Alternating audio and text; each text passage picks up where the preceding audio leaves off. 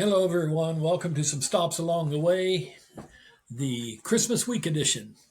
It's going to be a relatively short podcast today because I know we're all busy this week, but I did want to reach out and connect with everyone as we move toward this end of the year. I hope you have an amazing Christmas season filled with fun, family, and festivities. Instead of jumping into a new country today, I decided since it's holiday week to share some of my top 10 remembrances, if you will, of the holiday season in some of the places I've worked around the world. I hope you'll find this interesting. I certainly enjoyed putting it together. I could share dozens and dozens of experiences, but I'm going to share 10 with you today from 10 different countries. First of all, Afghanistan.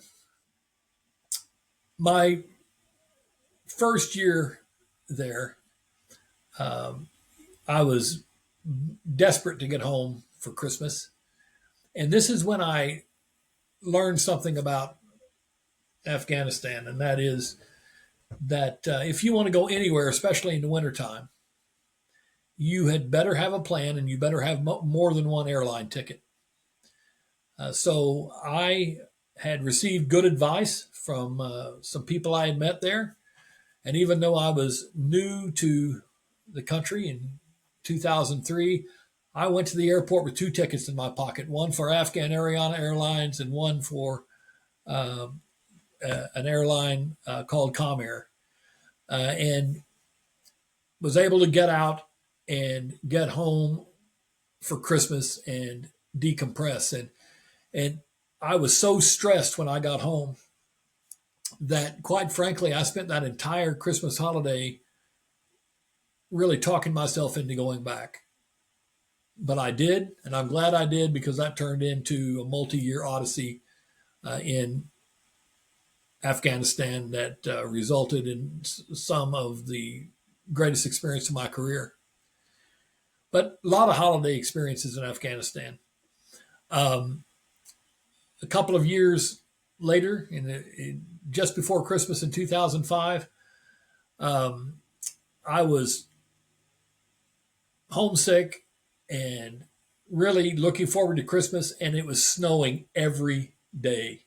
I mean, it kept snowing and snowing and snowing. And as it got closer to my departure date, I started to really wonder whether I was going to get out. As a matter of fact, a friend of mine, um, and he knows who he is, his name is Eamon.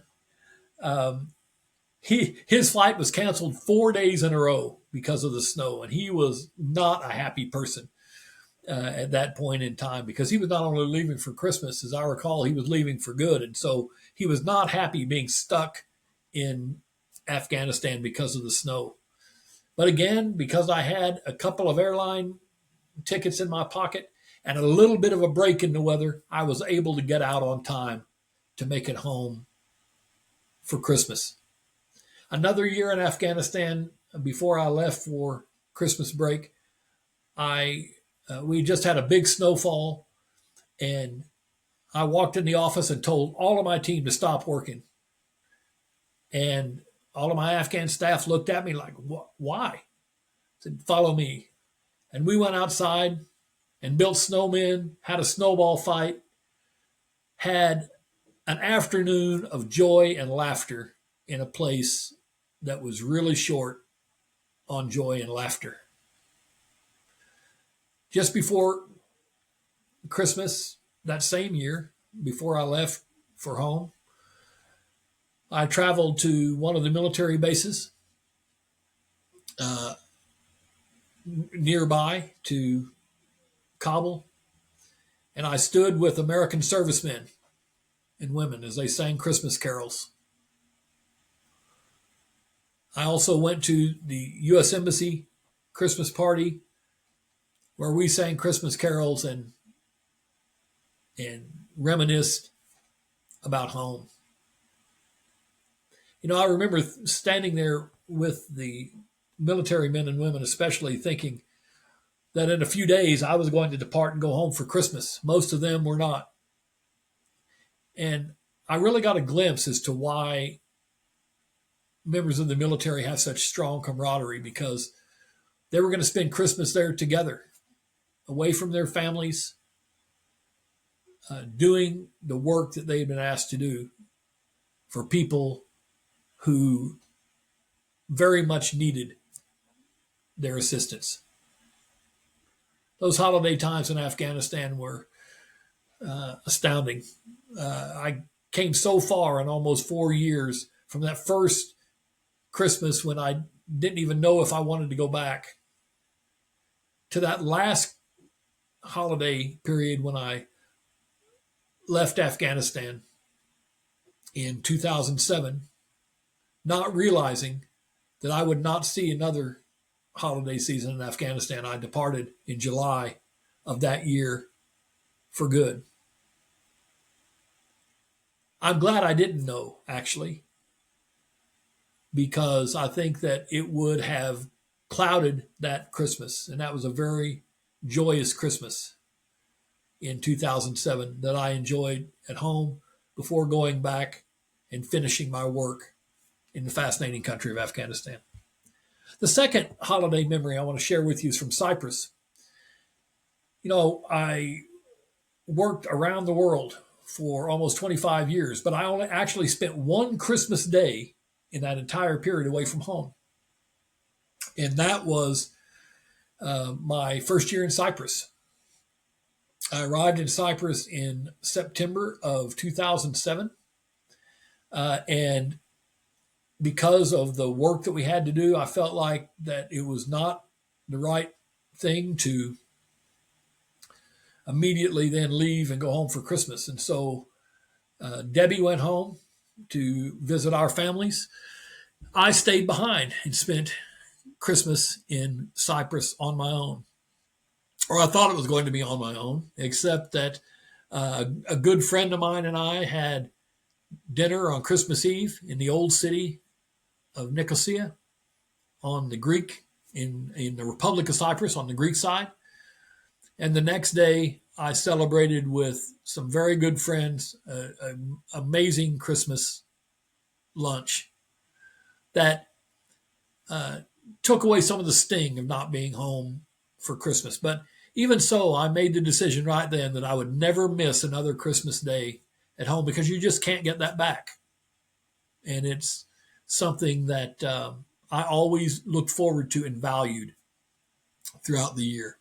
One of the more interesting holiday memories that I have is in Israel and Palestine.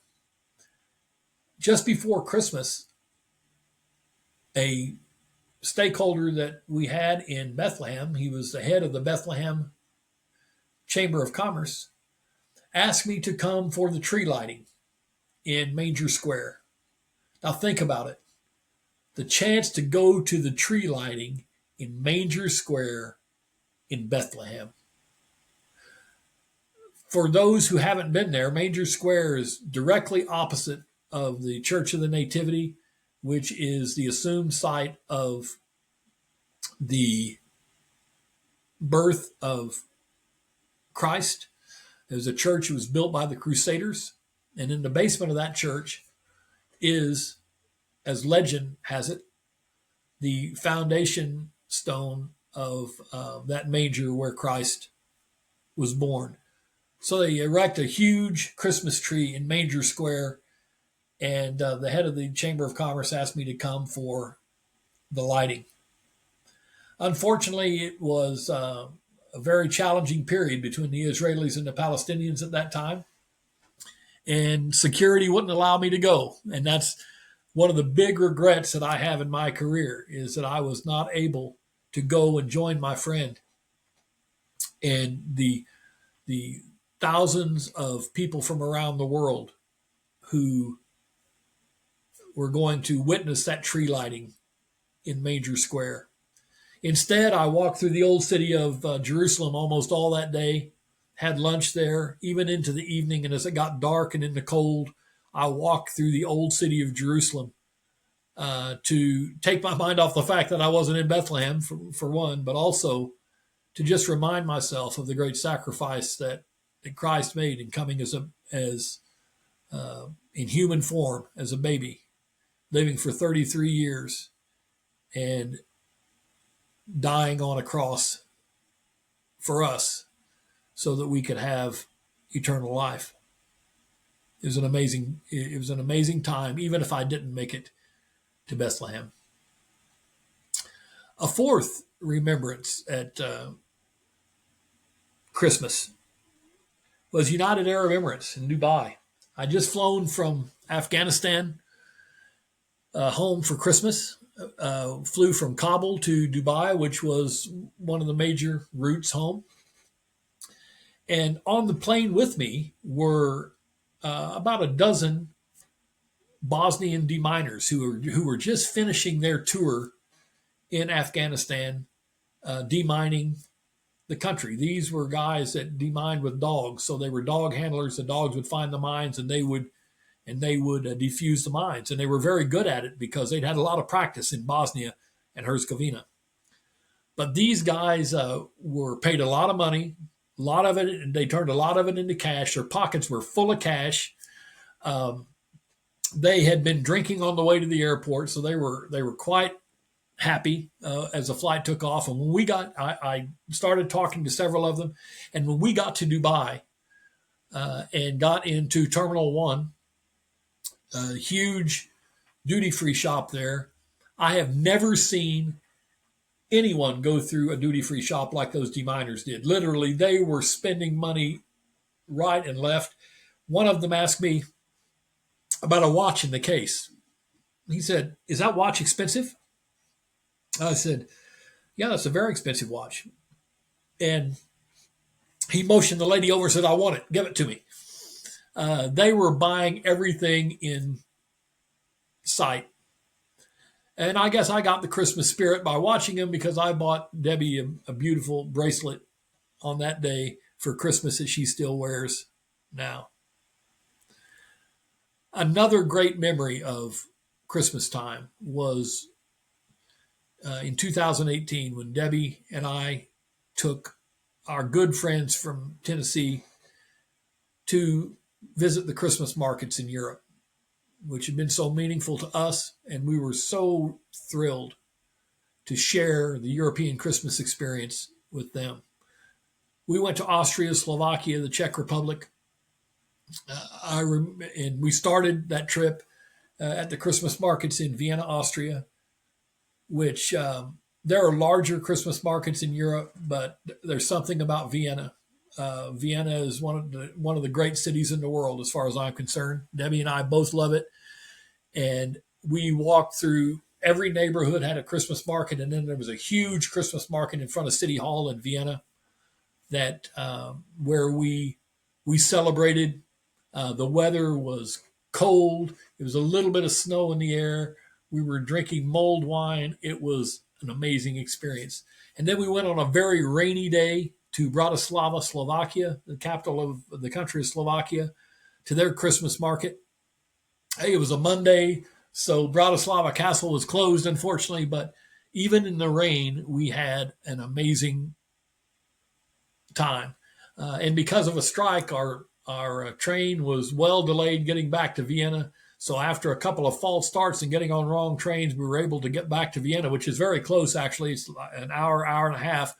But because of the strike, it was a little challenge to get back. But it was a great Christmas holiday memory. And then we went to Prague, Czech Republic. Prague is a world-class city, and went to the Christmas market there.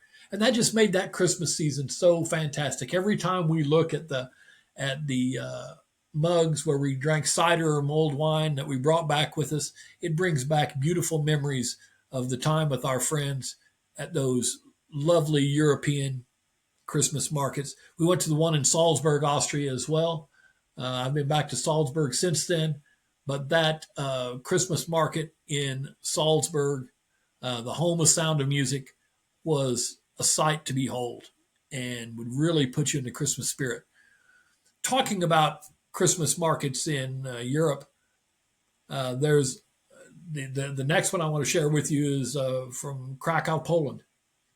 I was there just before Christmas in 2024 on my way to Ukraine. And Krakow is a world-class city on its own. It's a UNESCO World Heritage Site. It literally is like walking in an outdoor museum. The whole city was decked out for Christmas. There was music on every corner, beautiful tree in Market Square. The lights were fantastic. It was literally like a fairy tale. And I purchased some beautiful Polish pottery there, some Christmas ornaments and other things to bring home to remind us of that beautiful country and that beautiful Christmas season in Krakow, Poland. I'd be remiss if I also didn't share the holiday season in the Republic of Georgia. I was never in Georgia for Christmas Day, but we were almost always back for New Year's. And New Year's in Georgia, especially in the capital of Tbilisi, is like nothing you've ever seen before. The